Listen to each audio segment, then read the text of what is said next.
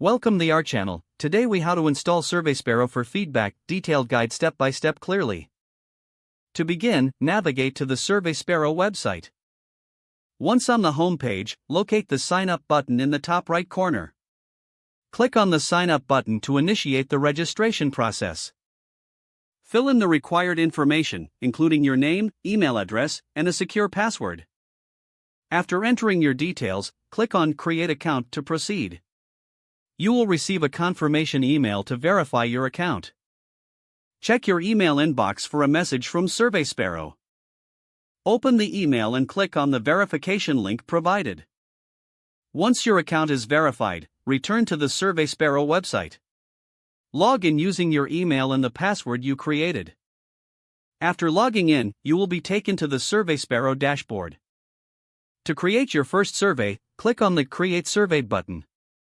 Choose from various survey templates or select Blank Survey to start from scratch. If you choose a template, browse and select the one that fits your needs. Customize the survey by clicking on each question to edit the text. Add new questions by selecting the question type from the options provided. Drag and drop questions to reorder them as necessary.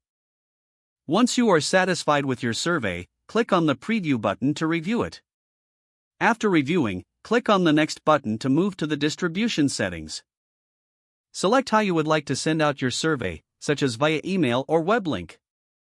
Adjust any settings related to notifications and responses according to your preferences. When you are ready to launch your survey, click on the Send button. SurveySparrow will provide you with options to share your survey easily. After distribution, monitor the responses through the dashboard. Use the analytics tools provided to analyze the feedback collected. Make necessary adjustments based on the insights gathered from the data. That's all you need to do to install and set up SurveySparrow for feedback collection. If the page does not load, refresh the browser or try again in a private or incognito window. Don't forget to like this video and subscribe to our channel for more step-by-step tech guides.